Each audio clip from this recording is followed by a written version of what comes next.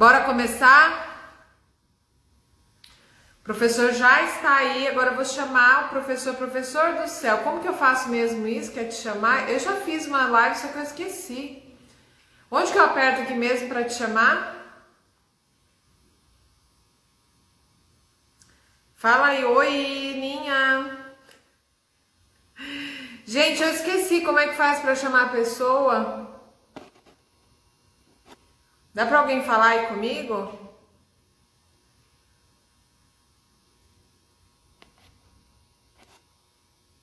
Ah.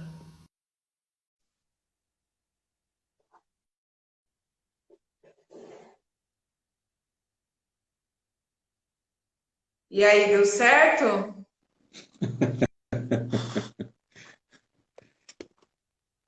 Que anfitriã de live é você que... Oi? Que anfitriã de live é você que esquece como é que faz isso? É que faz tempo, na verdade, eu sou meio resistente à live. Porque eu acho que tem tanta live, tanta live, tanta live, que é meio. Às vezes eu entro assim no meu Instagram, tem 1 milhão de lives. E aí eu acho assim que as lives meio que se tornou uma coisa assim meio. Ah, vamos fazer live de qualquer coisa, vamos fazer live, o importante é fazer live. E aí eu curto muito. Aí quando eu faço live é porque eu acho que realmente é uma massa, que realmente é uma coisa bem massa mesmo de se fazer. Boa noite, Zélia, que entrou aí.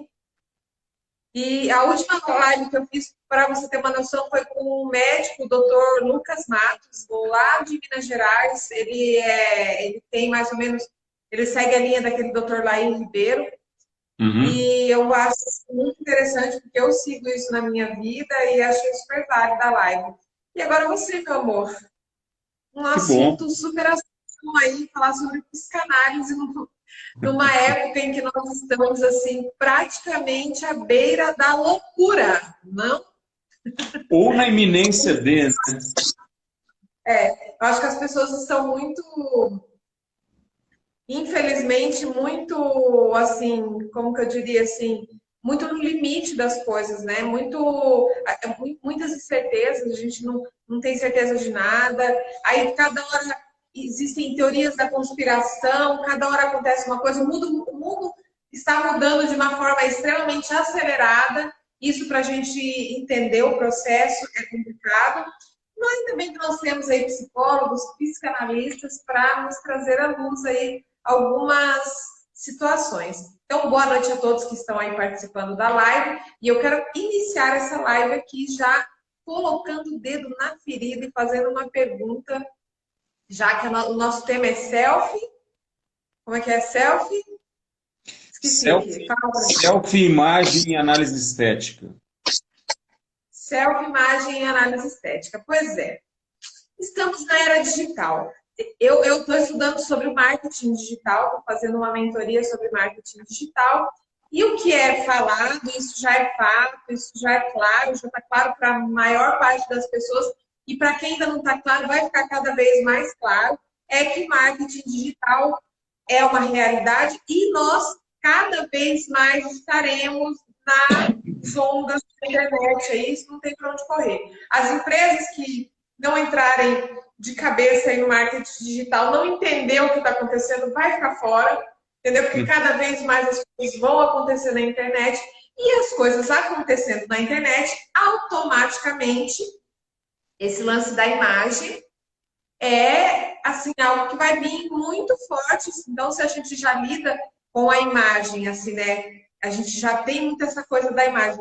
Com a nossa vida praticamente sendo vivida na internet, isso vai vir assim de uma forma mais assustadora. Então, como processar isso? Até que ponto que isso é saudável? Como manejar isso na vida? Enfim, vou deixar aí a palavra para o doutor. Me ajude a esclarecer. Eu sou uma pessoa, já falando que eu sou uma pessoa que eu vivo muito na internet, então às vezes eu fico pensando comigo, onde que está o limite? Até onde que está saudável? Até onde que não está? Enfim, discorra sobre este assunto. Bom, boa noite a todos. Gostaria de dar boa noite aos meus colegas psicanalistas aqui, Arthur, Gustavo, várias pessoas passaram por aqui. Eu não consigo acompanhar os nomes simultâneo ao fato da gente estar falando.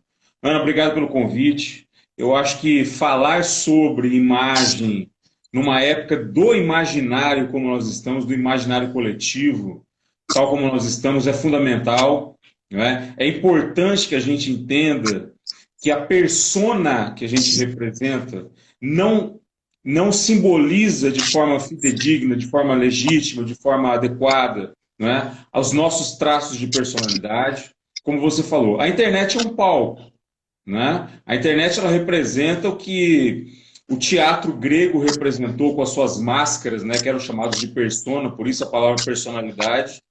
E a internet hoje é um grande palco, o grande palco do mundo, é o grande mote de exposição, modo de exposição, né?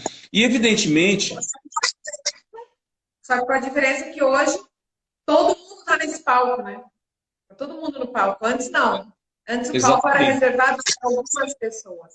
Hoje está todo mundo exatamente, exatamente, é um palco extremamente democrático, no sentido de que tendo acesso à internet e um ferramental mínimo, né, se produz conteúdo, se produz anticonteúdo, como eu digo algumas vezes, e evidentemente que esse é o novo espelho de Narciso, né, a figura de uma representação em que o indivíduo vê e se observa a partir desse grande campo de significantes que é chamado de internet.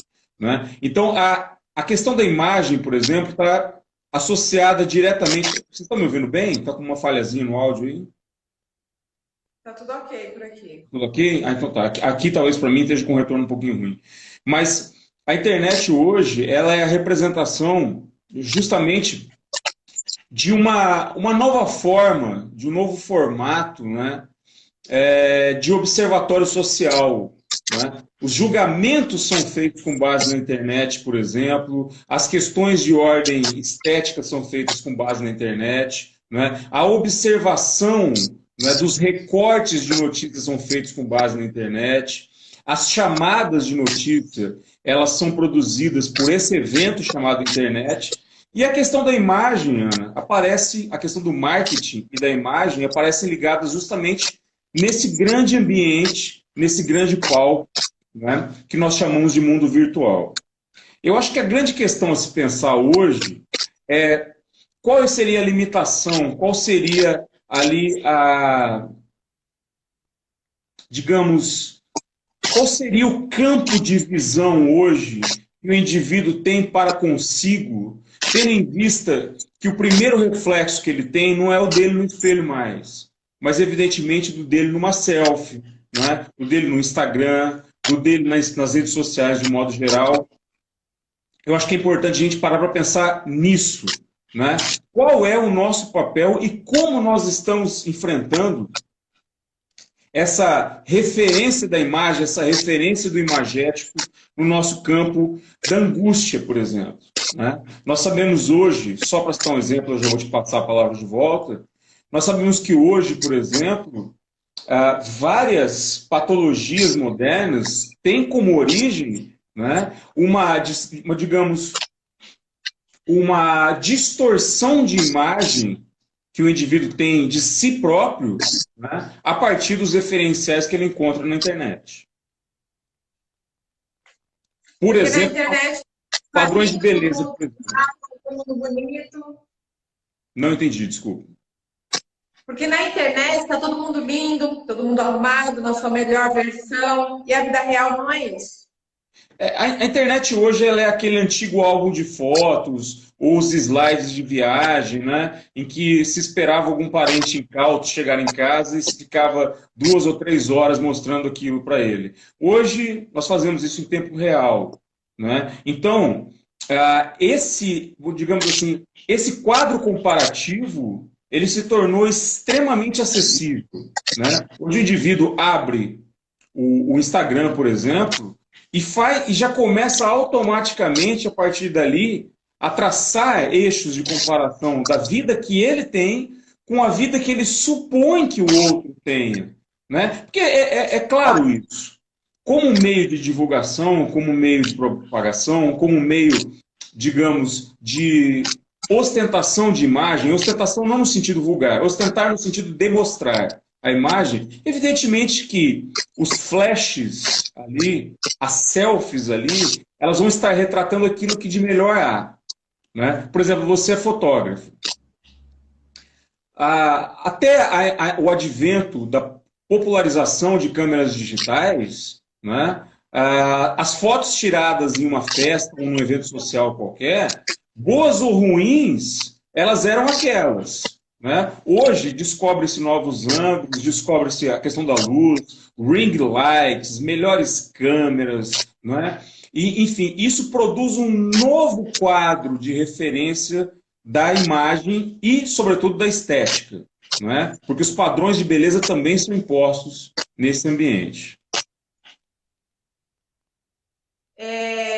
Hoje eu li uma notícia que me deixou um pouco... Quer dizer, na verdade, a gente já fazia ideia que isso ia acontecer, mas, digamos assim, que a pandemia acelerou algo que ia acontecer. O que ia acontecer daqui 10, 20, 30 anos vai acontecer agora. Por exemplo, assim, as pessoas... de acordo com o que você curte, com o que você faz nas redes sociais, você vai ser classificado por agências que vai rastrear todo o seu comportamento, tudo que você faz na internet, tudo, absolutamente tudo. Com quem você conversa, as coisas que você compra, as coisas que você digita, enfim. E você vai ser separado por nichos, né? As pessoas serão separadas por nichos de acordo com as suas escolhas, de acordo com a sua navegação na internet. Eu acredito que isso, assim, olhando assim rapidamente, pensando rapidamente, eu vi isso numa mentoria de marketing digital que eu assisti ontem. Eu acredito que isso vai causar ainda mais problemas nas pessoas com essa coisa da autoimagem, de autoaceitação, de fazer parte de um grupo, porque assim, eu acredito que a imagem da gente, o que é o meu cuidado com a imagem? É eu querer fazer parte de alguma coisa, de alguma pessoa, de querer fazer parte. Por isso fala assim, que é o jeito que você se veste, é a forma que você quer que o mundo te veja, e aí, de acordo com o que você quer que o mundo te veja, você quer uma aceitação naquele grupo ali. Perfeito. Eu acredito que com essa separação que vai haver nas pessoas e com as pessoas cada vez na internet, isso, assim, vem como uma coisa positiva, ou você acredita que num consciente coletivo isso pode ser pior, melhor, ou vai ser uma coisa que a gente vai se adaptar, enfim, na questão da imagem pessoal, como que você acha que o ser humano vai se comportar diante dessa nova realidade que em pouquíssimo tempo vai estar em vigor e a gente vai estar vivendo isso? Bom, eu acho que para falar sobre isso, eu poderia começar a dar uma explicação. No campo da psicanálise, por exemplo, o que vem a ser o narcisismo, né? Narcisismo é uma fase de formação do indivíduo em que, falando em termos bem leigos, né, há uma passagem do auto-amor, do auto-erotismo, da descoberta das fontes de prazer no próprio corpo, né, para o amor de objeto, quer dizer, para o direcionamento dessa apreciação, desse amor, para algo fora do indivíduo. Então, essa fase é chamada de narcisismo. A gente usa isso no senso comum, dizendo aquela pessoa é narcisista como um sinônimo do indivíduo que tem uma autoimagem de si exacerbada, não é? que se vê para além daquilo que se é. Né? Eu penso que o momento atual é um momento de uma passagem de um modo para outro. É uma passagem do modo real para o modo virtual em todos os âmbitos. Nos âmbitos dos relacionamentos, né? Nos âmbitos laborais, quer dizer, do trabalho, dos estudos, etc. e também no âmbito da imagem. O que me preocupa, sobremaneira, é a questão de trazer isso como um mercado de imagem. Né? Há um documentário no Netflix chamado O Dilema das Redes, que fala sobre o que você falou, né? Sobre a questão de nós estarmos, de qualquer forma, subjugados aos algoritmos, né? A uma ideologia dos algoritmos, como alguns dizem, quer dizer, ao fato de que as minhas percepções de mundo e os meus gostos pessoais, eles aparecem no outro dia no meu feed. E eu não faço a menor ideia de como aquilo aconteceu, né? O que está acontecendo com os meus dados, o que está acontecendo com as minhas referências. Eu tenho uma certa preocupação com isso se tornar ainda mais sério do ponto de vista de algo que já é muito sério hoje, que é a castração de pensamento autônomo. Quer dizer, as pessoas passam a pensar, isso é da humanidade, tá? Mas acho que a gente está num momento muito crítico disso. Das pessoas diminuírem o âmbito de reflexão, diminuírem o âmbito de pensamento, né? E criarem essa transferência para alguém pensar por eles, né? Você veja bem, hoje a infantilização da linguagem, por exemplo, quando se trata de disputas de ordem política, de posicionamento político, né? Com termos como lacração, termos como coxinha, termos como molusco, como minion. Como gado, bolsominion. Esses termos, eles são muito reveladores para a gente. São reveladores do quê? De uma infantilização de linguagem, não é? De uma certa perda de um senso crítico mais apurado. E isso também se reflete, evidentemente, na questão da imagem, porque a imagem que eu vejo de você, a imagem que eu crio para você, do ponto de vista da minha visão, ela é baseada nos meus referenciais. Se os meus referenciais, eles são duramente agredidos todos os dias, a distorção dessa imagem, ela é algo que vai tomando proporções cada vez maiores. E isso cria um mundo, a gente pode dizer, cada vez menos pensante. E um mundo cada vez menos pensante, ele gera menos reflexão, né? E a reflexão, o que é o reflexo? É justamente a possibilidade de eu criar ali uma situação de um repensar, de um recordar, de um repetir. E eu acho que esse é o grande problema que eu localizo hoje. Penso também... Pode falar.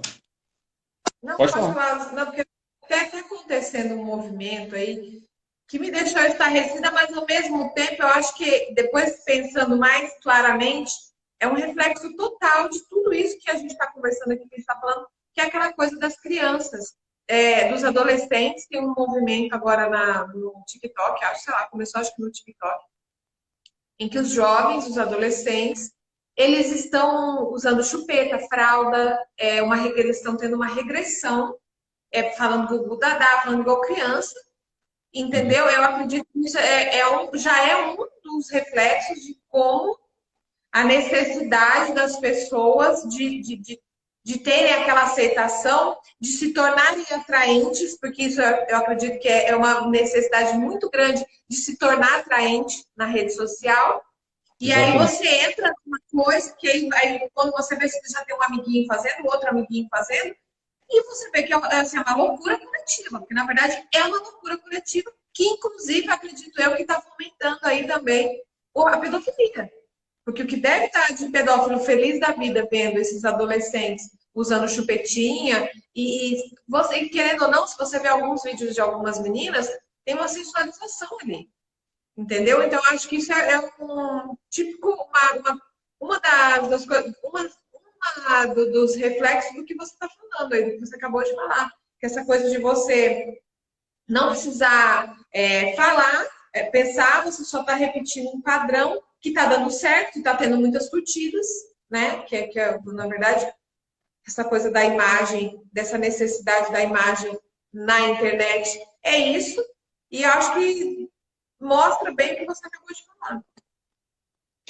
Eu penso o seguinte, que o Freud, ele fez uma localização da curiosidade como sendo, a nossa curiosidade humana, como sendo a possibilidade da regressão do indivíduo à cena primária, ou seja, aos pais fazendo sexo, né, de modo a gerar aquela criança. Que a curiosidade seria o fruto, né, o desdobramento dessa questão. Então, tendo em vista a pulsão sexual que é inata ao ser humano, né? Sexual não no sentido de genitalidade, de relação sexual, mas sexual no sentido de relacionamento com o mundo, né? A partir de uma ideia de relacionalidade, a partir de uma ideia do que seja essa constituição. Eu penso, Ana, que a questão que fica mais clara nesse ponto que você colocou é que o desejo, que é algo oculto, porque o que a gente chama de demanda, né, é o que a gente quer. Né? Eu falo, eu quero isso, eu quero ser assim, eu quero ser mais magro, eu quero ser mais forte, eu quero ser mais alto, eu quero ser mais rico, isso é demanda. Agora, o desejo é um dado da não consciência, um dado do inconsciente que fica circulando em busca de um retorno a um estado primário. E isso, digamos assim, para usar uma expressão que você usou, isso numa ideia de coletivo cria e gera uma infantilização, tal como eu mencionei agora, com esses termos que são usados na própria política. E essa infantilização, ela procura por um pai, ela procura por uma figura parental, uma imago parental, uma imagem parental, que acaba sendo, nesse caso nosso, a própria internet. Eu fiz uma live com um dos maiores psicanalistas do Brasil, há 2 semanas atrás, 3 semanas atrás, o Luiz Henrique Milan, que a gente falou sobre o cyberbullying, né? E um dos pontos que a gente tocou é isso. O que a internet se torna? O que o ambiente virtual se torna? Ele se torna responsável. O indivíduo olha para a internet hoje para tudo. Para saber como troca uma tomada, para saber o que é referencial de beleza, para saber como pensar, para saber como agir. Quer dizer, isso se torna um grande campo, vamos chamar assim, de uma ressignificação do que seja, por exemplo, ser adulto. Nós vemos hoje um fenômeno cada vez mais progressivo de jovens, cada vez prolongando a adolescência, cada vez mais, se tornando menos responsáveis no sentido, digamos, usual do termo, vulgar do termo, no sentido de assumir responsabilidades, né? Justamente porque há essa figura de alienação. Alienação no sentido de entrego para outro a responsabilidade de. E essa entrega para outro é algo que o próprio Freud, em 1921, já tinha falado sobre isso. Né? Quando ele falou em psicologia das massas, para ser bem sucinto aqui, que os indivíduos procuram um líder para seguir. Né? Eles procuram uma reconfiguração da figura do pai para seguir. Né? Então, de fato, a internet ela acaba assumindo esse papel, né? Porque as nossas relações e o nosso amor de objeto, hoje, começa não mais pela relação pessoal, não mais pela relação presencial, mas por uma relação virtual. Eu vi um comentário aqui agora da Renata, minha colega de trabalho, sobre o áudio. Renata, realmente está alguma coisa no áudio aqui e eu não consigo identificar o que é. Um barulho insistente, eu não sei o que é também. Não sei se está para você, Ana. Barulho. Perfeito, tá? Não tem barulho nenhum. Para mim também tá, eu não sei o que é. Mas tá ok. Pode ser da sua questão aí. Até esse negócio de, você falou da figura paterna e tal, que as pessoas procuram uma figura paterna. Hoje em dia, a maior parte das famílias, a figura paterna, ela está muito, assim, praticamente, eu acredito, assim, até como estava comentando hoje com um amigo meu, que os homens, eles, assim, nós viemos de uma história da humanidade em que o homem é o provedor, que ele é o macho, ele é o, né, a história da humanidade vem até agora, o homem ele já não tem mais esse papel. E aí, nas minhas pesquisas aí, eu descobri que até os homens que estão nascendo agora, de umas gerações para cá, agora recente, cada vez menos os homens vêm com testosterona, com o hormônio da testosterona no organismo. Sim. Ou seja, será que tem a ver com essa coisa do homem, dessa descaracterização do homem, não ser mais o macho provedor? Porque o que é ensinado, pelo menos para a minha geração? Você é mulher, você tem que ter você pode se sustentar sozinha, você não precisa depender de homem nenhum. sendo que todas as gerações passadas sabiam que elas dependiam de homem para, né, eu tenho que ser casado, tal. Isso mudou drasticamente de um tempo para cá. E os homens não têm mais aquela obrigação de ser o macho provedor que vai proteger a sua fêmea, nananã. E isso, acredito, será que está afetando até nos hormônios desses homens, que eles estão vindo com menos testosterona? Eu achei aquilo tão foi uma live do Dr. Laí Ribeiro, ele falando que a cada geração que passa, ele faz o peso gráfico, os homens vêm cada vez com menos testosterona. E o que a gente está assistindo? A gente assiste aí cada vez mais homens sem essa preocupação de ser o macho da casa, as mulheres cada vez mais são as donas dos lares, das casas, e elas realmente cada vez dependem menos. E isso, eu acredito, assim, que a gente está vendo, o que a gente está vivendo? A gente está vivendo um caos, porque, na verdade, as pessoas perderam as referências. Um menino hoje, qual que é a referência do filho? Pode ser homem, um menino ou uma menina, né? Tanto faz. Qual a referência dessa criança do macho da casa e da fêmea da casa? Não é mais o que os nossos antepassados tinham. E será que é por conta disso que a gente está vendo uma geração tão sem... uma geração que a gente fala assim, uma geração mimimi, que não consegue superar obstáculos, né? É uma geração mais frágil, digamos assim. Eles não suportam frustração. Aí tá esse negócio que eu acabei de falar das crianças virando bebezinho lá, regredindo. Será que é... Eu sou cristã, eu acredito em Deus, eu acredito que cada vez mais a humanidade está distante daquilo que foi ensinado, que foi pregado na Bíblia. Como a psicanálise vê isso? Como que você explica tudo isso que eu falei aqui agora? Eu vou separar duas questões. A questão da ordem biológica e a questão da ordem comportamental. Né? Nós somos frutos aqui... Mas as duas caminham juntas? Eu vou chegar lá. Primeiro eu vou colocar as duas em separado, depois eu vou chegar no ponto comum.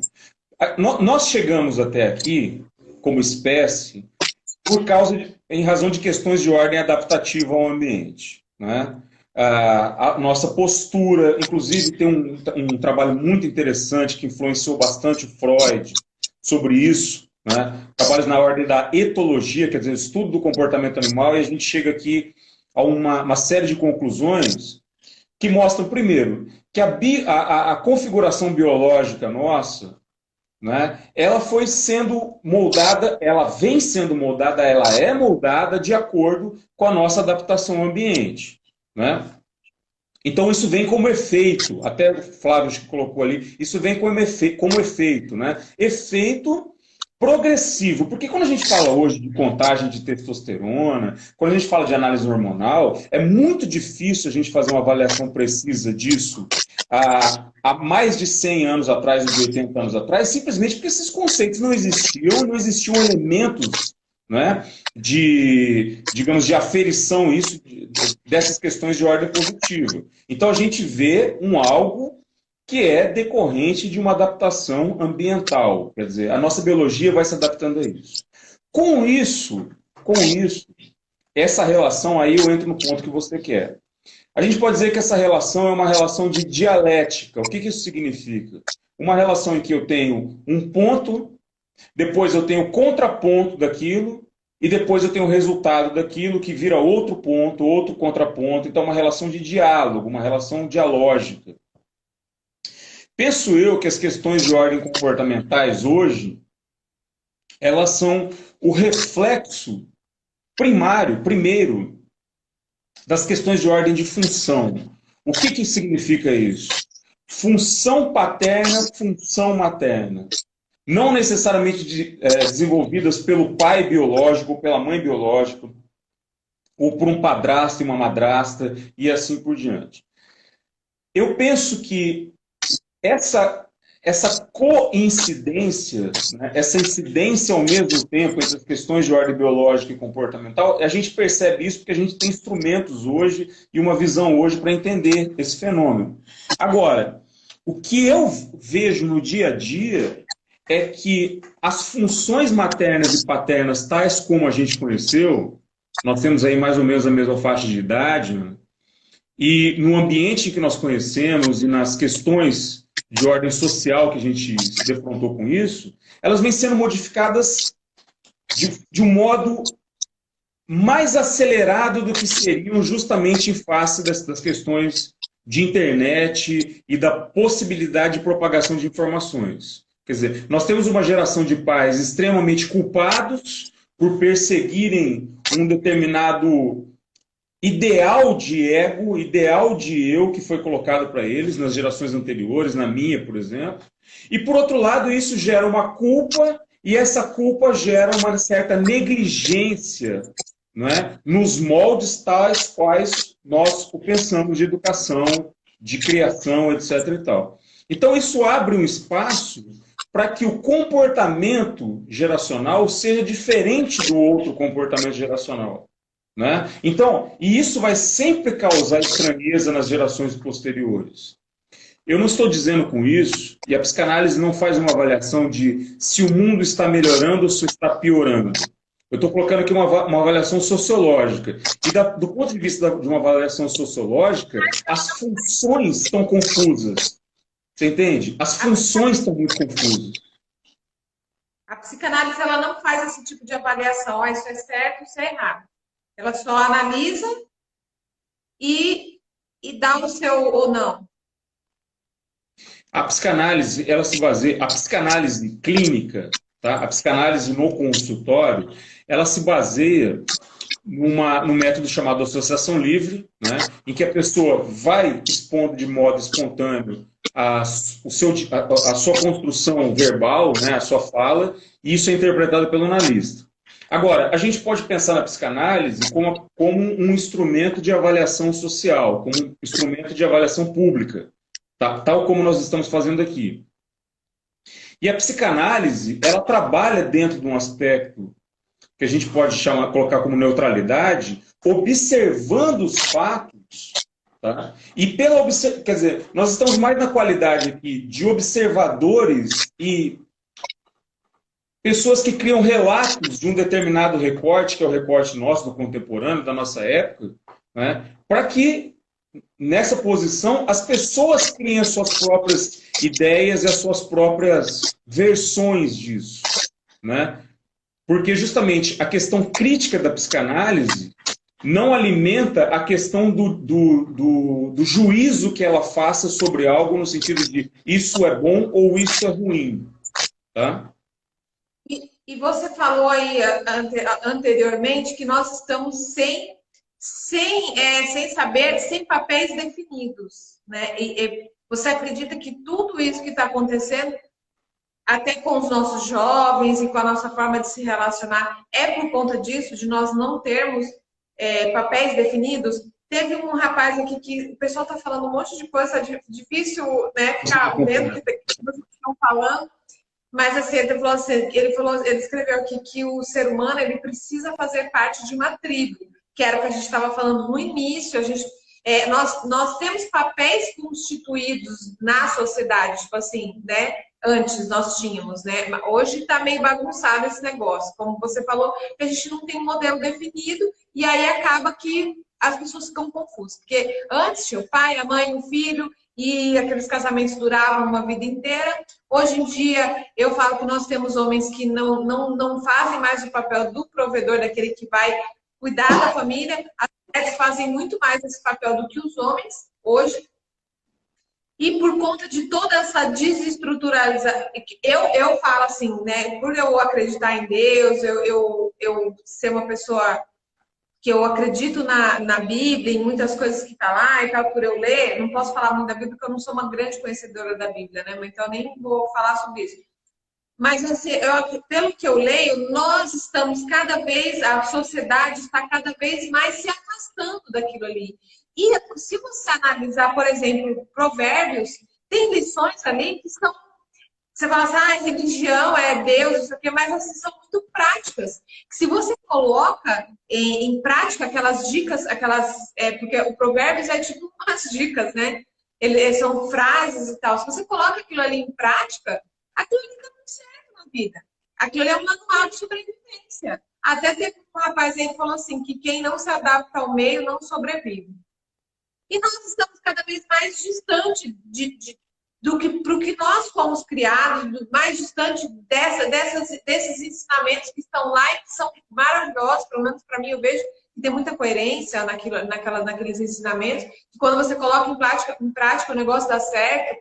Então, assim, tudo isso, eu não sou psicanalista, mas eu vejo que esse caos, que essa falta de um modelo, falta de as pessoas quererem fazer parte de uma coisa, mas está tudo tão bagunçado que você acaba não fazendo parte de nada, ou você faz parte de coisas bizarras, porque hoje em dia você vê muita bizarrice aí, e pessoas fazendo parte da bizarrice como se fosse muito legal, como eu falei, os adolescentes. Na verdade, estou chocada, já citei isso várias vezes, porque eu estou chocada com esse negócio desse movimento dos adolescentes regredirem e começar a usar fralda e chupeta. É muito estranho isso.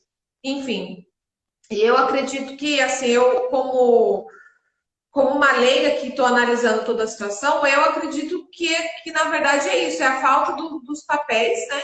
Falta da definição dos papéis, e eu quero que você discorra sobre isso, meu querido, porque é complicado para a gente entender de forma... Você tem a explicação da psicanálise, né? Que é uma explicação mais, digamos assim, mais técnica. Eu acredito que é mais técnica sobre toda essa falta de exemplos, falta como você falou, da figura paterna, daquela pessoa para você se espelhar, enfim. Fale-me sobre isso. Veja só, todas essas questões são questões de configuração de imagem. O que isso significa? A imagem que se tem acerca do que seja um pai, a imagem que se tem acerca do que seja um comportamento adolescente, tudo isso tem como uma referência um projeto ideal que a gente constitui. Quer dizer, para não ser muito técnico aqui, né, mas desde a mais tenra infância a gente começa a criar um imaginário de mundo. Né? Pai é assim, mãe é assim, filho é assado. E essa configuração é uma configuração que também cria versões do mundo para qualquer setor. Por exemplo, para o setor da religião. Né? Em vários momentos históricos, uma figura unívoca, né, chamada Deus, uma figura de onipresença, ela já foi representada em várias coisas. Ela já foi representada na figura do Estado, ela já foi representada na figura do Papa, ela já foi representada na figura do capitalismo, ela já foi representada na figura do feminismo, ela já foi representada em N situações. Quer dizer, isso tudo por quê? Porque se constitui um imaginário a partir dessas referências. Então, quando a gente fala hoje, por exemplo, quando a gente emite juízos ou opiniões a respeito de um determinado tema, nós estamos sempre fazendo isso com base na nossa referência ou com base no nosso ideal.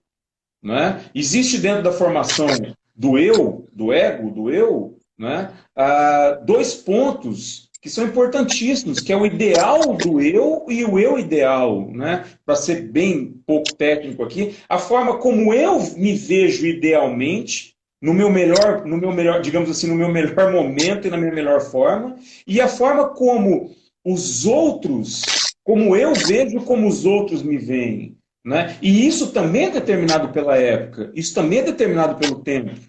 Por exemplo, a psicanálise foi inventada há 121 anos atrás, em 1900.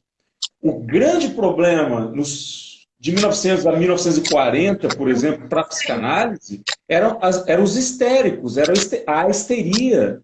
Né? Um assunto que hoje nem se fala mais. Hoje a gente fala sobre borderline, hoje a gente fala sobre transtornos dissociativos de personalidade, transtornos antissociais. Hoje a gente fala da ansiedade. Ansiedade é um termo que Freud nem usava, nem se usava esse termo.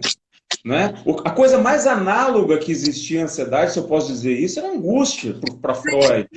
Né? Então, situações que hoje a gente vê, por exemplo, eu vi no comando geral agora, antes de entrar aqui na notícia da questão de uma ação que foi promovida em face da CBF pelo não uso do número 24 nas camisas. Eu vi lá no comando geral essa notícia agora há pouquinho, antes de entrar. Esse é um assunto absolutamente não pautado há 10 anos atrás. Então, isso se inseriu na pauta. Quando se insere na pauta social, se insere na inscrição da imagem. Então, a partir daquele momento, os críticos ou não críticos com relação a isso, eles vão observar e falar assim, eles vão emitir um juízo de valor, eles vão emitir uma opinião. A Flavinha diz aqui, assim como existe o Deus criador e o Deus criado. Com certeza, é um processo, esse processo, você veja o que já foi feito com textos sagrados ao longo do percurso histórico, com textos que são os mesmos textos. Né? Se você pegar, por exemplo, os 5 primeiros textos da Bíblia, que formam a Torá, né? Que formam a Bíblia judaica, e a diferença disso para a questão de uma leitura cristã, né? Cristã neotestamentária, quero dizer. Então, assim, isso tudo são reflexos de momento, e eu não sei quem fez esse comentário, mas gostei bastante, é uma questão de ambivalência entre aquilo que se propõe como imagem a mim e aquilo que eu ajudo a construir como uma imagem, e eu não preciso nem dizer o quanto isso é perigoso, porque o perigo representado nisso é o perigo que já justificou guerras, é o perigo que já justificou ideologias totalitárias, é o perigo que já justificou massacres, genocídios, né? É uma questão de como a inscrição da imagem aparece no fenômeno da interpretação. Né? Então, funções, o que a gente está falando aqui, funções, desde o começo a gente está falando sobre estética, sobre modelos de beleza. Né? Se você estudar a história da estética, por exemplo, que é maravilhoso, tem um livro ótimo sobre isso, me foge o nome agora,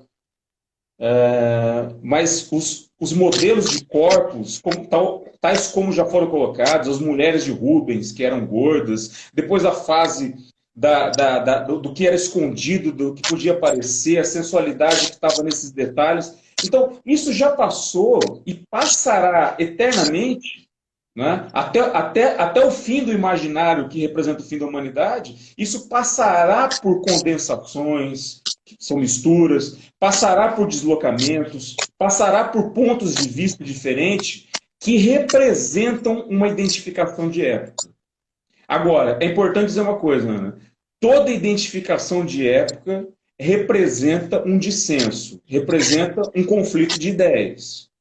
Né? E ainda bem que é assim, porque é esse conflito de ideias que vai alimentando a discussão. E o ponto inicial que a gente começou essa live hoje é justamente o ponto que me deixa mais preocupado, que é a não discussão. Né? É a não criação de ambientes como esse. É a concordância ou anuência, muitas vezes, passiva, para se evitar um tipo de conflito. Né? É a aceitação de uma ideia pré-concebida e colocada ali como um input, colocado como um software instalado no disco. Ou até mesmo, assim, exatamente por as pessoas não conseguirem ter esse diálogo, não conseguirem ter essa clareza de um debate, que elas evitam e acaba ficando pobre mesmo o negócio, porque quando existe, por exemplo, quando você quer falar determinadas coisas para as pessoas, levantar um debate, pode causar uma coisa tão horrível, tipo uma briga mesmo. Por exemplo, se você sentar com uma pessoa hoje, dependendo do jeito dela, e você for discutir sobre política, vai sair porrada, vai sair briga, vai sair...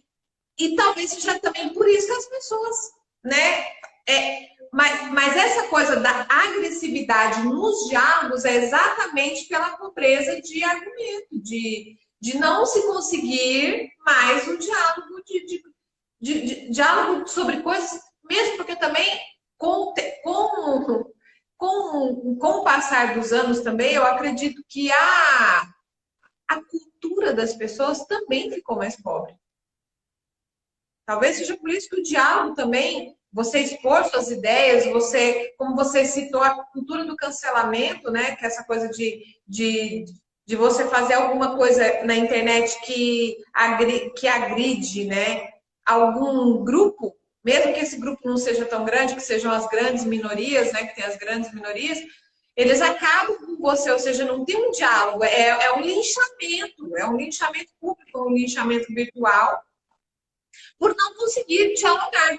Por que não se consegue dialogar? Porque eu acredito que cada vez mais as pessoas estão um nível cultural muito baixo. E eu acredito que quanto menor o nível cultural, menos diálogo vai se ter. Se tem nas relações interpessoais das pessoas. E seja internet, seja ao vivo e a cores. Por isso que as pessoas evitam falar certas coisas, porque não vai ter diálogo. Vai ter pancadaria, vai ter discussão, vai ter, enfim, seu bolsominion, seu gado, seu lularápio, seu nine fingers, enfim, essas coisas. É simples a gente pensar isso. Como é que essa live está acontecendo? Está acontecendo com base numa suposição. Uma suposição chamada língua portuguesa, onde os significantes dela se transmitem da minha pessoa para a sua, da sua pessoa para a minha, das nossas para a audiência que está aqui postando, que está aqui escrevendo, desculpa, eu não consigo ler. Ao mesmo tempo que eu falo. Então, isso se baseia na pressuposição, na premissa de que o diálogo se estabelece a partir do momento em que um entenda o outro. O que a gente não está entendendo é que, do ponto de vista desse simbólico, dessa relação de diálogo, né, as interpretações que estão acontecendo, elas não estão dependendo mais do uso da língua. Elas estão dependendo do quê? De uma erosão entre significantes. Elas estão baseadas, desde já, na beligerância, na briga, na desconstituição, no não quero ouvir o que o outro tem para dizer. Isso não é novidade, isso não é o mundo de agora não, viu, Ana? Isso aí é formação da origem do psiquismo humano. Agora, o que a gente está vendo é isso hiperlativizado, a gente está vendo isso hiperbólico, a gente está vendo isso em grande escala, né? Porque hoje todo mundo é um comentarista de política, hoje todo mundo sabe tudo sobre Covid, hoje todo mundo sabe resolver todos os problemas do mundo. Hoje não precisa mais de médico. Hoje não precisa mais de médico para tratar Covid. Todo mundo sabe o que tem que fazer, que é errado isso, que é certo aquilo. Porque o Bauman disse que a internet... Desculpe, Bauman, se não foi você que disse, mas eu creio que foi. Que a internet deu voz aos idiotas. Ela deu voz a todo mundo. O fato é esse. A internet ela é um ambiente extremamente democrático. Agora, são coisas com que a gente tem que lidar no ambiente democrático, a falta de reflexão, a falta de pensamento. Eu estou aqui com vários alunos meus aqui da Escola de Psicanálise de Curitiba, e os debates que a gente se propõe lá, os quais a gente se propõe, são de altíssimo nível. A participação dos alunos é de altíssimo nível, mas isso pertence, digamos assim, a uma certa elite que nós somos. Né? Uma elite não no sentido financeiro, não no sentido econômico, mas uma elite no sentido de que sabemos nos defrontar e sabemos nos envolver com argumentos. Ninguém sai gritando na psicanálise, ninguém sai berrando, ninguém sai dando porrada. Né? Nós aprendemos a ouvir, a dissecar, a discernir e a retornar. Essa é uma grande questão que a psicanálise traz. E assim, eu até vejo assim, pelas coisas que essa necessidade da gente fazer parte de um grupo também faz com que, por exemplo, se você... a maioria das pessoas vai tomar vacina. Aí 5 pessoas não vão tomar vacina. Automaticamente, esse grupo de 100 pessoas que vai tomar vacina vai discriminar aquelas 5 pessoas que não vão tomar vacina. Foi aprovado aí no Senado que vai ter aquele negócio do passaporte, você vai ter a carteirinha para os não vacinados e para os vacinados.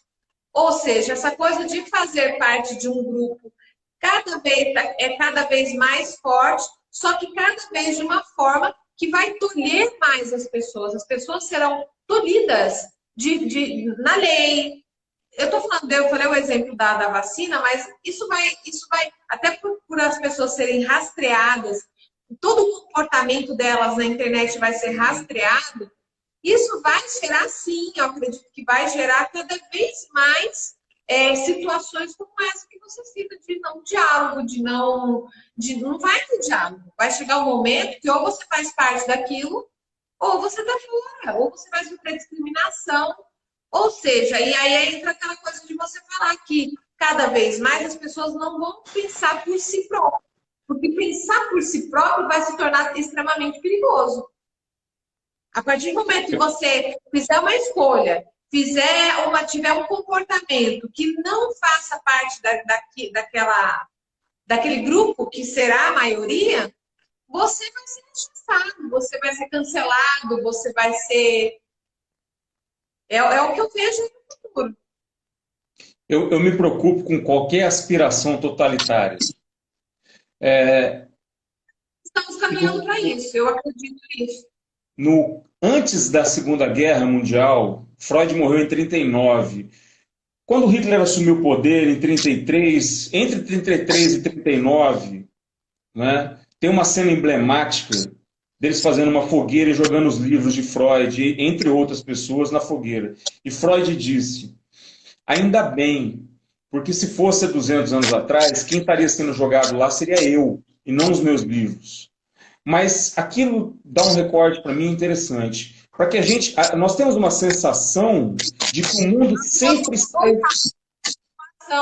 Nós vamos voltar a essa situação de nós sermos jogados na fogueira e não mais nos livros.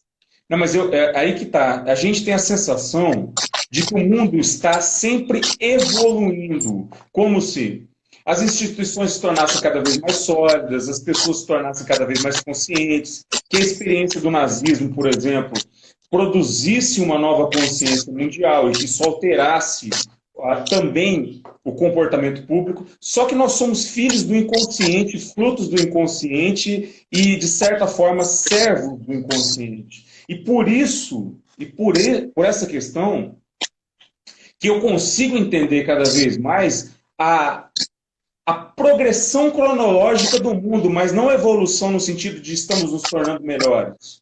Porque, por exemplo, se você pegar hoje a questão da imagem, eu tinha um problema com essa palavra minoria, eu não conseguia entender muito bem isso na minha adolescência, eu tinha uma certa dificuldade de entender isso.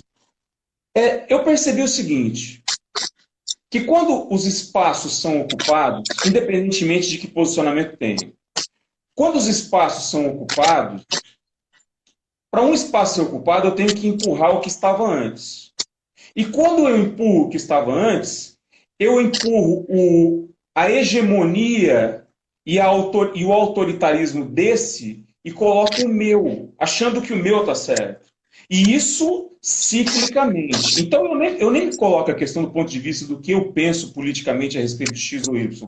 Mas eu penso que isso é um fenômeno que eu tô com Freud e não abro, porque Freud concordava com Hobbes quando ele dizia que o homem é o lobo do homem. Quer dizer, se você está confiando, o homem é o lobo do homem. Quer dizer, se o indivíduo está confiando que o que virá depois será melhor, porque será uma revolução da consciência, ele tem que se estabelecer num ponto.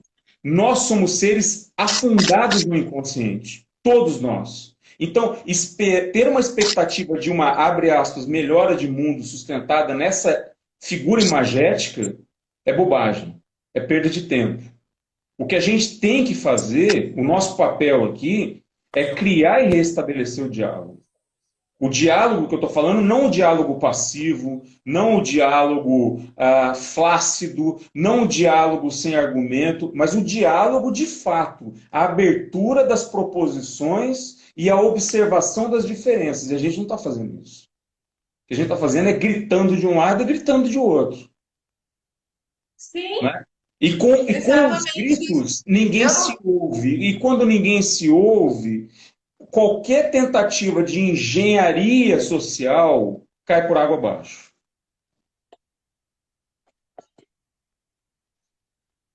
Eu tive um probleminha aqui no meu áudio, só um segundo.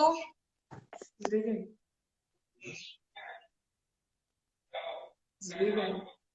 Fala um pouquinho comigo. Som. 1, 2, 3, som. Me ouve? Pois é. E aí o telefone não voltou mais. Opa, peraí. Me ouve? Fala de novo. Um, dois, três, áudio, som. Consegue me ouvir? Tá, tô ouvindo, mas tá bem baixo. Eu não tô entendendo por que que aconteceu isso, sendo que. Para mim está normal aqui. Pois é, o meu. Fala de novo. Um, dois, três, áudio, som. Oi? Tá, vou escutar assim mesmo, baixo, não tem problema. É, não. Pode continuar falando, eu vou ficar aqui mais próximo. Bom, não, Foi mas o alguma que eu coisa ligar, ligou aqui no meu celular e e aí não sei o que corta mesmo. aconteceu. Corta mesmo. Aí tem que sair da live e voltar. Por Eu favor, queria não me agradecer. liguem. Eu queria agradecer. O pessoal está falando que está tudo normal. Eu queria agradecer ao pessoal que fez apontamentos aqui na live. Infelizmente, pessoal, quando a gente está fazendo, a gente não consegue ler, tá? Se alguém tiver alguma dúvida, alguma pergunta, algo que não tenha ficado bem claro, tá? Me manda uma mensagem pelo direct, que eu faço questão absoluta de responder. Queria agradecer aqui aos meus queridos colegas, ao professor Fabrício Tavares, diretor da Escola de Psicanálise de Curitiba, e queria agradecer a você, Ana, também, porque esse espaço é o espaço em que a gente justamente constrói aquilo que a gente estava falando, né? Diálogo, debate, produção de ideias, não é? Isso faz parte de uma constituição de imagem do imaginário do mundo hoje. Que horas são agora que eu não tenho como olhar aqui? Oito, Enfim. Que horas são agora? 8 horas. Oi? 8 horas. Ah, tá. Então a gente já tá 1 hora aqui. A única coisa que eu queria. A Flavinha falou: live excelente, professor João Paulo, sempre espetacular. Sim, é a segunda vez que a gente trabalha numa live aqui, eu e o João Paulo. Eu gosto muito de conversar com ele, porque na verdade, assim, quando eu converso com você, eu sinto uma afinidade muito grande de pensamento. Você fala coisas que eu falo de uma forma leiga, né, sem um conhecimento técnico, sem conhecimento de causa, mas você sempre me esclarece de uma forma muito objetiva que eu consigo entender. Eu já entendi que a psicanálise ela não faz, ela não tem, ela não julga a situação, ela analisa, como você falou, ela analisa e disseca sobre aquilo. Antes da gente, eu não sei se tem tempo a live, se vai acabar do nada aqui, eu acho que eles avisam 20 segundos antes, uma coisa assim, né, que está acabando. Isso. Mas uma coisa que eu queria falar assim, ó, eu trabalho, eu tenho um Instagram aqui que eu tenho conteúdo, eu crio conteúdo, eu sou designer gráfico, sou comunicadora, eu tenho um canal no YouTube que eu estou começando a trabalhar com ele novamente. E eu percebo assim, ó, que no começo, quando eu comecei a fazer isso, eu tinha uma preocupação muito grande. Eu ficava, às vezes, frustrada, porque eu criava um conteúdo que eu julgava que era muito massa aquilo ali, e eu tinha muitas poucas curtidas. Até eu entender o mecanismo, tal, como que funciona o Instagram. Agora eu tô fazendo essa mentoria do marketing digital e tal. Então, assim, tem muitas pessoas que querem trabalhar e que vão precisar trabalhar na internet, no mundo digital, cada vez mais. Como essas pessoas devem trabalhar o seu psicológico? Por exemplo, eu trabalho isso muito em mim o tempo inteiro. Para eu não. Como que eu vou trabalhar o meu psicológico? Autoestima, para ficar legal de eu fazer as coisas, que às vezes eu vou ter um retorno, às vezes eu não vou ter um retorno. Por exemplo, eu fiz uma matéria que deu 1.600.000 visualizações. Eu preciso entender que não é toda a matéria que eu vou fazer que vai dar tudo isso, entendeu? Então, eu preciso entender todo esse processo, que tem horas que eu vou ter uma audiência, tem horas que eu não vou ter uma audiência. Isso se reflete para a vida, né? Acredito eu, mas como as pessoas trabalhando na internet, como elas podem fazer esse exercício de entender que elas vão, para elas não ficarem frustradas quando elas não atingirem esse objetivo, porque trabalhar na internet é uma coisa difícil, e acredito que quanto mais pessoas entrarem no mundo digital, 97% das pessoas no planeta já tem um celular.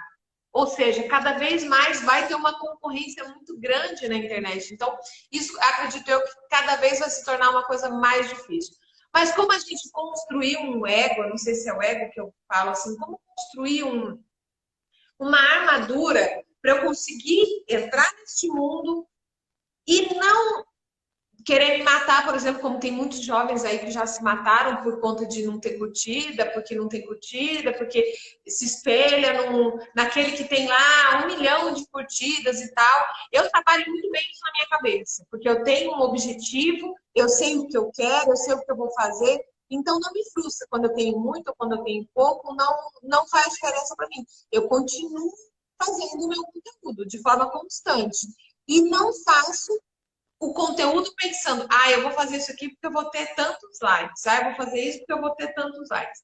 Como você, como psicanalista, analisa essa situação e o que você falaria aí para as pessoas que estão assistindo, que vão assistir essa live depois, eu vou deixar ela salva, inclusive, sobre essa situação, de como trabalhar na internet e não enlouquecer, porque você fica aquela coisa constante, eu quero like, eu quero curtida, eu quero visualização. A resposta para essa pergunta é a mais simples possível. Durante a minha vida, eu carreguei as minhas próprias angústias, as minhas próprias idiosincrasias, a minha própria negatividade. Li livros, participei de reuniões, participei de grupos, participei de N projetos e N situações, e a resposta foi simplesmente: faça análise. A partir do momento que eu comecei a fazer análise, todas essas questões foram se dissolvendo com o tempo. É simples assim. Isso não é propaganda da psicanálise. Isso é a mais pura realidade. A nossa necessidade da intervenção de uma pessoa que tem o aparato técnico suficiente para escutar e interpretar, ela é só o detalhe, porque a grande questão está na associação livre. A grande questão está no que eu falo, como eu faço essa transferência, como é que eu atualizo esse sentimento, e é só isso. Faça análise. Ponto final. Nada mais a declarar. Porque eu li livros, eu comprei, eu gastei dinheiro, eu fiz cursos, eu fui em palestras. Ana, eu fiz tudo, tudo, menos o que eu tinha para fazer, que era análise. Quando eu comecei a fazer análise, isso dissolve, desculpa aí o uso do jargão comum, isso dissolve como pedra no rim. É simples assim. Então, na verdade, assim, até essa cultura do brasileiro vai ter que mudar, que é porque é o que eu estou falando. O brasileiro, de uma maneira geral, ele acredita que a análise é uma coisa, tipo, é um luxo. É uma coisa que é um luxo, entendeu? Porque não é assim, não é uma coisa, não é caro. Se você for pensar na sua saúde mental e no que você vive hoje, não é uma coisa cara, né? Às vezes você gasta com tanta bobeira, você gasta aí no final de semana com uma moagem, como eles falam aqui, R$ 250, R$ 300, sei lá. E nós estamos em tempos de crise, nós precisamos entender que o mundo está mudando de uma forma absurdamente, assustadoramente rápida, e às vezes gasto com uma análise que você acha que aquilo ali é uma coisa supérflua, que você não precisa, é só ir levando a vida. Talvez não seja uma coisa tão supérflua assim, como você falou, muitos. Uma coisa que você me citou na outra live, não, na verdade foi na hora que nós estávamos conversando, na hora que a live não estava ligada, que você falou assim para mim que você tem amigos, você tem amigos que você encontra, assim, que os que fizeram análise e os que não fizeram análise tem uma diferença muito grande. Há toda a diferença. Se eu que comecei a fazer análise com 38, 39 anos, senti uma diferença absurda, imagina uma pessoa que começa aos 19. Né? Então, o que acontece, Ana? Esse processo, você falou sobre a questão da análise, vamos colocar o seguinte, a Escola de Psicanálise de Curitiba vai começar a 12ª ou 3ª turma. Agora me foge. Professor Fabrício, se eu estiver aí, me dá um auxílio. São 40, 50 pessoas por turma numa escola. Né? Então, o interesse pela psicanálise em particular eu hoje que participo do meio psicanalítico, percebo como o interesse cada vez se torna maior. E eu não creio que seja pela questão de pandemia ou algo do gênero, mas ou seja, 12ª, ainda bem que eu acertei. É, não é uma questão de pandemia, é uma questão do tempo. Nós estamos em tempos de análise, nós precisamos de análise. Não é? Nós estamos aqui, eu faço uma comparação que essa situação, que esse evento transicional, tal como nós estamos experimentando, o mundo está sempre em transição, mas dessa vez nós estamos experimentando ele de forma amarga e direta. Não é? Hoje uma informação chega para mim 3 segundos depois dela ter acontecido. Há 15 anos atrás, eu precisava esperar o jornal do outro dia. Há 100 anos atrás, eu não ia ficar sabendo nunca se eu morasse no interior, ou se eu morasse na fazenda, ou se eu morasse... Quer dizer, esse contato, essa permeabilidade com a informação, ela é maravilhosa por um lado, mas ela angustia profundamente, se você parar para pensar. Né? Então, assim, a análise, ela descola a membrana que existe entre o que eu recebo de mundo, se eu posso colocar dessa forma, uma forma, desculpe, muito leiga, desculpe os psicanalistas aí, mas ela descola essa membrana, né? Ela me faz criar um escrutínio, ela me faz criar um exercício de escolha melhor, ela faz com que eu lide com minhas angústias neuróticas melhor. Né? Ela estabelece, digamos assim, um novo padrão de configuração para o meu inconsciente, que é algo que eu não consigo acessar lendo um livro ou indo numa palestra, ou nem mesmo me ouvindo aqui. Né? Isso só acontece no ato analítico. Ana, eu pagaria qualquer dinheiro do mundo para ficar bem. Você falou Sim, sobre valores. Primeiro, exatamente. Às vezes você vai no médico, você está com um problema se uma pessoa, físico vamos pensar que assim, já foi afetado. desculpe, se uma pessoa tem um Oi? câncer, é que às vezes dá um delayzinho aqui, eu falei por cima de você. Se a pessoa tem um câncer, ela mede esforços e mede dinheiro, mede a questão financeira para poder se recuperar? Não, Não, ela faz tudo. Então, eu faria qualquer coisa. Eu pagaria qualquer valor que eu pudesse pagar para estar bem. Eu acho que isso não, é e fundamental, às vezes esse câncer foi desenvolvido por problemas psicológicos que você sem, não resolveu. sem dúvida. Exatamente. Às vezes é o que eu falo, você paga uma fortuna para ir no médico para descobrir uma doença que você tem que foi causada pelo seu psicológico, pela sua mente que você não desenvolveu. Exatamente. Professor e psicanalista João Paulo Severo, muito obrigada, muito obrigada, muito obrigada por todas as pessoas que passearam aqui, que entraram, que saíram, que nos acompanhou do início até o fim aqui na live. Fiquei muito, muito feliz. Eu estou retomando aí para fazer lives. Acredito que agora talvez eu comece a fazer uma live por semana. E eu acredito também que nós dois iremos fazer mais lives aí. Tem muitos assuntos para a gente abordar aqui sobre a psicanálise. Eu amo esse tipo de assunto. Somos librianos, né? Nós vivemos o mundo das ideias e gosto muito de conversar com você sobre esse assunto. Você me enche de informações e acredito também que enche de informações todo mundo que está aí assistindo. A Fapeti, o Ombudsman, está aqui falando com a gente. A Flavinha está falando com a gente. A minha irmã, a Cibele, lá no interior de São Paulo, amiga minha, beijo, Ana, a Mara Figo, enfim, um beijo para vocês, muito obrigada pela participação aí, muito obrigada, João Paulo, se você quiser fazer aí as suas últimas considerações, eu agradeço e eu agradeço imensamente a participação de todos. Só quero agradecer, Ana, mais uma vez o seu convite, agradecer a todos que passaram por aqui, pessoas muito queridas, que eu só pude ver o nome rapidamente, e é isso. Há um livro do Slavoj Žižek, que é um autor que eu gosto bastante, e ele disse que nos anos 70 se questionava, final dos anos 70, como nos anos 80, se questionava na Europa se a psicanálise teria futuro. E ele disse, e ele não é um psicanalista, tá? E ele disse que ele nunca viu tanto futuro para a psicanálise quanto no momento atual.